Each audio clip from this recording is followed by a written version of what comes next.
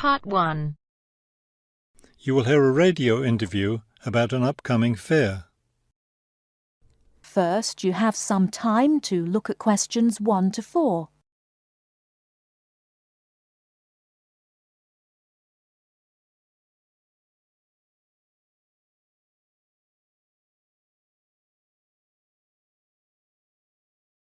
Now we shall begin. You should answer the questions as you listen, because you will not hear the recording a second time. Listen carefully and answer questions 1 to 4.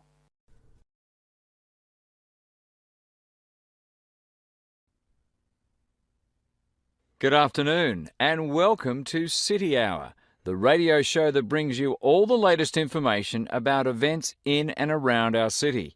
Today we have with us Cynthia Smith, who is heading up this year's City Fair. Cynthia, would you start by giving us some of the basic information about the fair? Where will it take place this year? I'm glad you asked that question because I know most people will be expecting the fair to be at the fairgrounds as usual, but we've had to change the location this year due to some construction work. You know, they're building the new high school in that neighbourhood and they've been using the fairgrounds as a place to store construction materials. So we've moved the fair to City Park, which I think is a wonderful location. Yes, that will be a great place for the fair.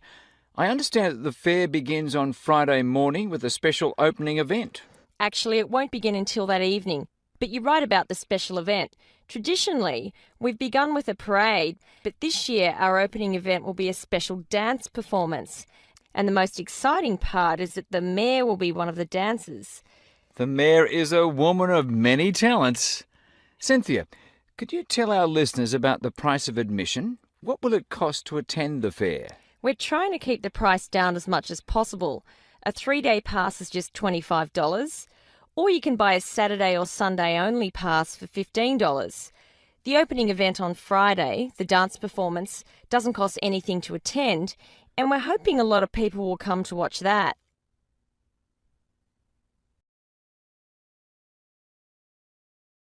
Before you hear the rest of the conversation, you have some time to look at questions 5 to 10.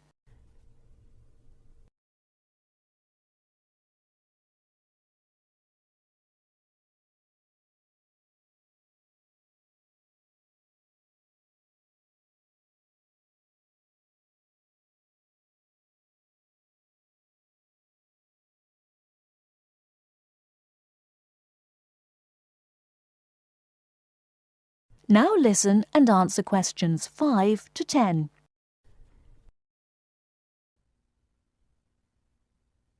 Could you tell us about some of the events planned for Saturday and Sunday, the main days of the fair? We have a lot of exciting things planned. There are a number of events especially for children, including a clown show on Saturday afternoon. On Saturday evening, we've got an event that can be enjoyed by the whole family, a concert by the lake. I'm sure that will be a popular event. Is there anything special planned for Sunday? Yes, a really fun event, and we hope a lot of people will participate. There'll be a singing contest in the afternoon. It's open to everyone at no charge. It doesn't matter whether you're an experienced singer or not. If you've always dreamed of singing on stage, this is your chance. That sounds like a lot of fun. I think it will be. I'd also like your listeners to know that besides the special events I've mentioned, there will be things taking place all weekend.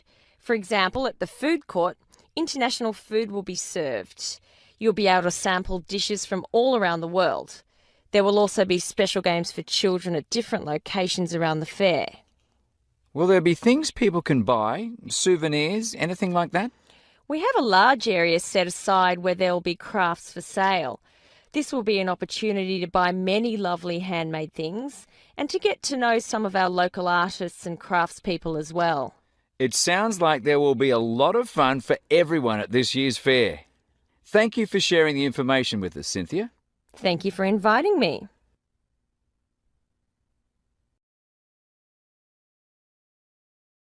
That is the end of part 1.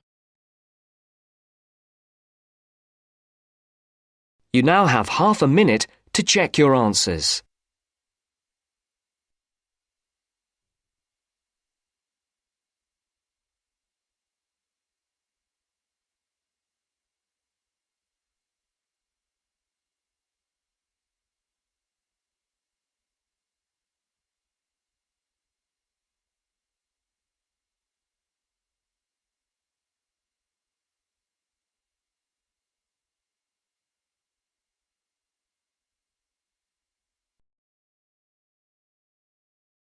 Now turns to Part 2.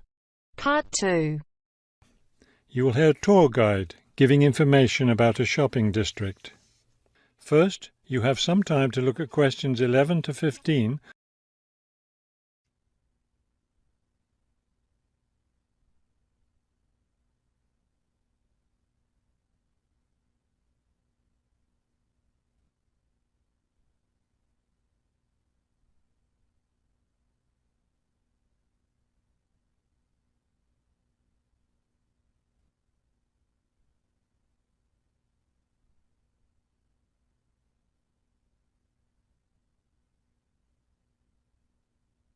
As you listen to the first part of the talk, answer questions 11 to 15. This afternoon, we'll visit the city's shopping district. Several blocks in the area are closed to car traffic, and I know you'll enjoy walking around there. I'd like to give you an overview of the district now, since you'll be on your own once we get there. You'll see on this map here that the shopping district consists of two streets, Pear Street, which runs north and south, and Cherry Street, which crosses Pear Street right here.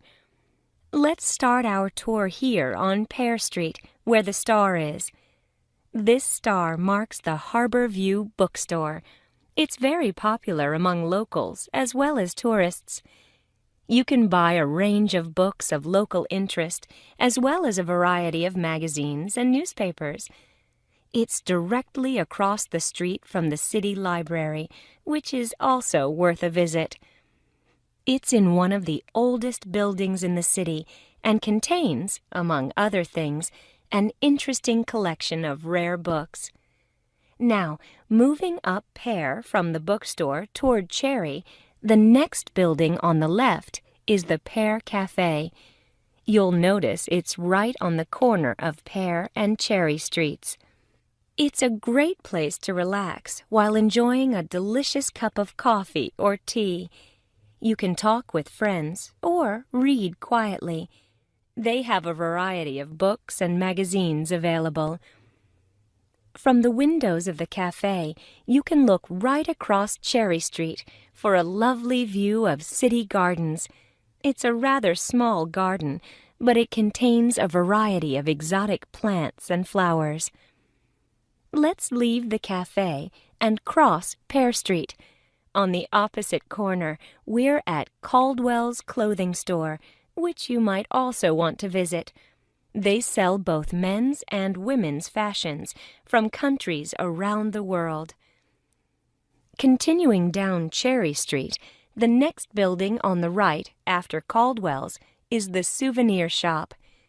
Stop in here to get maps and books about the local area, as well as T-shirts and postcards with pictures of the city. Now, we cross Cherry Street and we're at the Art Gallery, one building down from the corner. Here you can see, and of course purchase, many fine paintings and sculptures by local artists. Let's keep going down Cherry Street toward the harbor. On the left, right after the gallery, is Harbor Park. It's a lovely place, and it's certainly worth spending some time there. Before you hear the rest of the talk, you have some time to look at questions 16 to 20.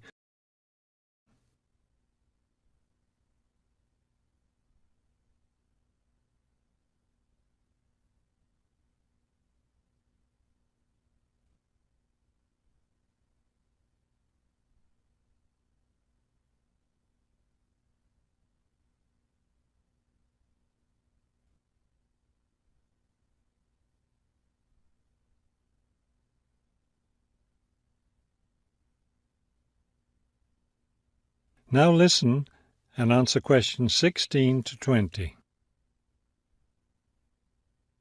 Harbor Park was built on land donated to the city by Captain Jones, a lifelong resident of this city. Captain Jones designed the park himself, and it was built in 1876. Exactly in the center of the park, a statue of Captain Jones was erected, and it's still standing there today. It shows Captain Jones on the bow of his ship. After viewing the statue, you can follow the path that goes through the woods just behind. It will lead you to a lovely garden, in the middle of which is a fountain. This is a nice place to enjoy a few quiet moments. If you still feel like walking, continue on to the far end of the garden. There, you'll find a wooden staircase, which will take you down to the harbor.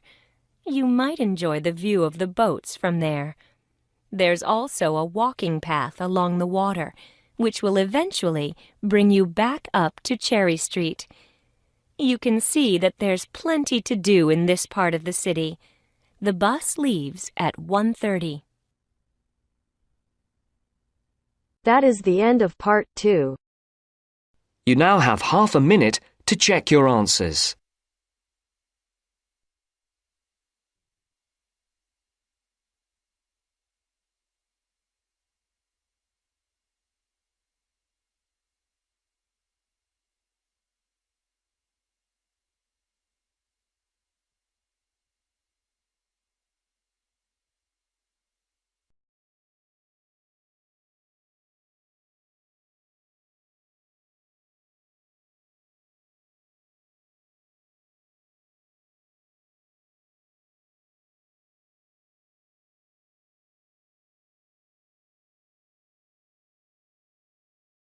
Now turns to part 3. Part 3. You'll hear a tutor and a student discussing transport. First, you have some time to look at questions 21 to 25.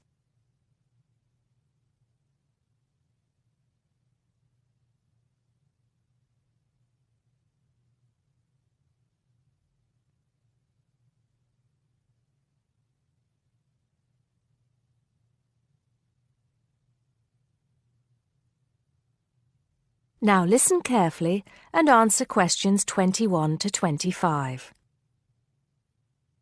Come in, John, come in. How's the paper going? Morning, Mr. Taylor. Pretty well, actually. Good, good. It's not all about bicycles, is it? I know you've got a thing about bicycles. Yes, but that's just... There are other ways to get around town, you know. Yes, I know, and I think I've researched pretty well all of them. Right then. So your paper's about urban transport in London, eh? Not just London, but that is going to be the focus. I've also looked at urban transport systems in cities around the world. Madrid, Beijing, Mexico City, Amsterdam, Paris, other countries too. You have been busy, haven't you? What's the purpose of your study? Well, two things really. I want to see if there are more efficient ways of organizing urban transport systems while cutting down on traffic congestion, and of course pollution, and to find ways of encouraging people to use public transport instead of their cars. Let's start with that then, with cars. I think you'll have a hard time thinking of ways to persuade people to swap their cars for a crowded bus or underground train. They're convenient, comfortable, faster, and sometimes they're a status symbol too. Okay, I agree that cars will probably always be the most popular means of transport, but there are ways to cut down the number of people who bring their cars into the city. It's a problem that affects every big city, and several methods have been tried. I know, as I've found to my cost. When I go into London, which I do 2 or 3 times a week, I have to pay £5 to get into the city centre. Has your research thrown up any more places where they do this? Oh, yes. Apart from London, there's Oslo, Stockholm, Singapore. Now, there, in Singapore, they've got it really organized. They've imposed a tax on all roads leading into the city center, and they have electronic sensors that identify each car, and then debit a credit card belonging to the owner. Before you hear the rest of the conversation, you have some time to look at questions 26 to 30.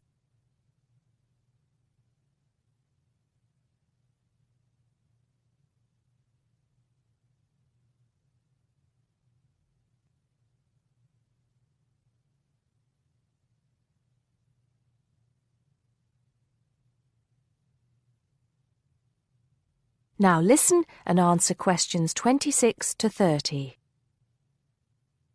And other cities, instead of charging motorists to come into the city center, have tried other measures. Such as? Well, in Athens, cars are only allowed to go into the city center on alternate days, depending on their license plate number.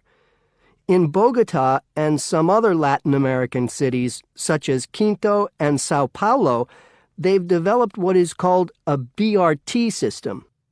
A what? A BRT system, a bus rapid transit system.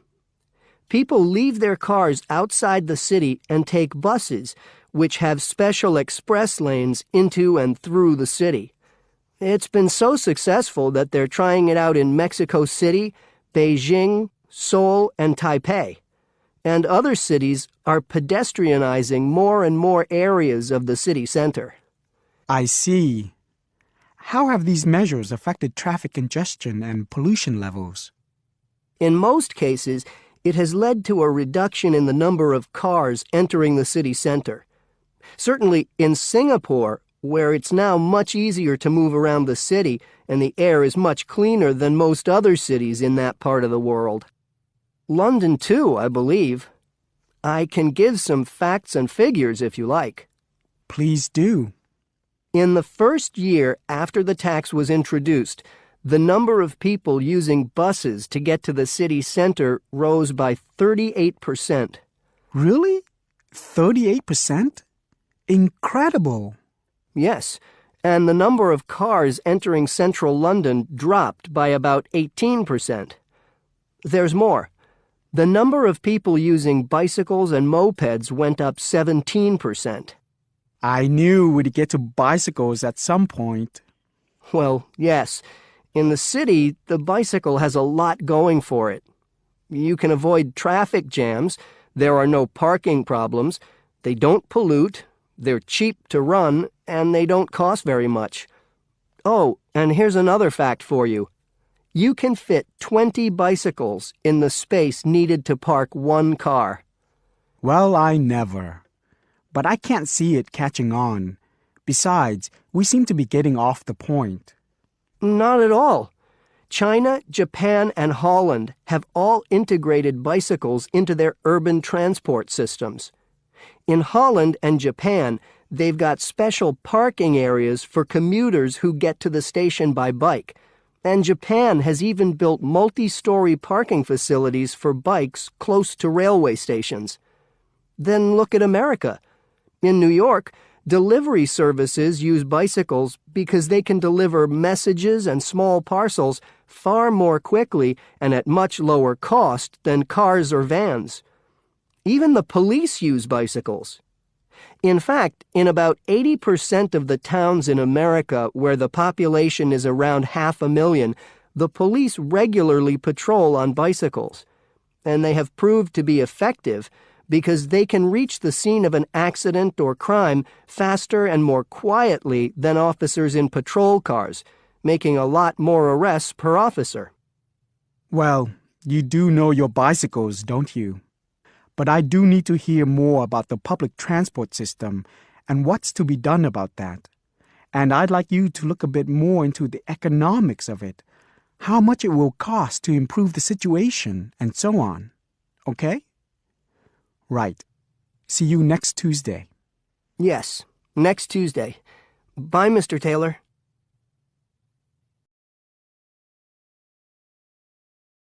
That is the end of part 3. You now have half a minute to check your answers.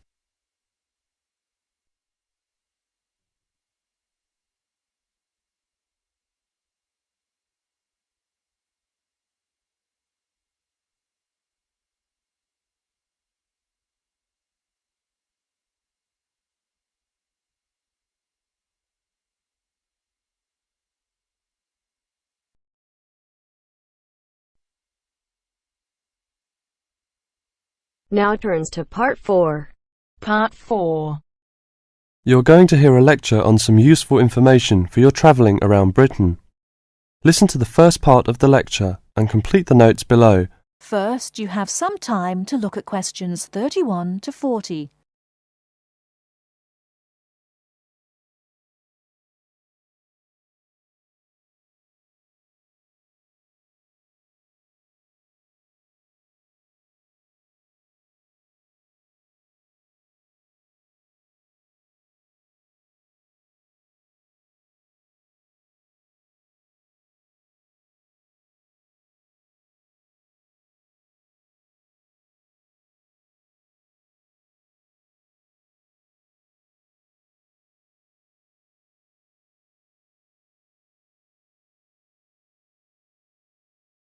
Now, listen carefully and answer questions 31 to 40. Good afternoon and welcome to the session on Britain. This afternoon I would like to provide some useful information for you about travelling around Britain. Britain has over 700 tourist information centres. You will find them at major ports, airports, stations, historic landmarks and towns and holiday centres. So just look out for this sign that says Tourist Information. The staff will be able to answer your holiday queries as well as provide essential maps, guides and brochures. Tourist information centres at major ports and airports in London and addresses of British Tourist Authority European offices are all listed on the Tourist Information Centres.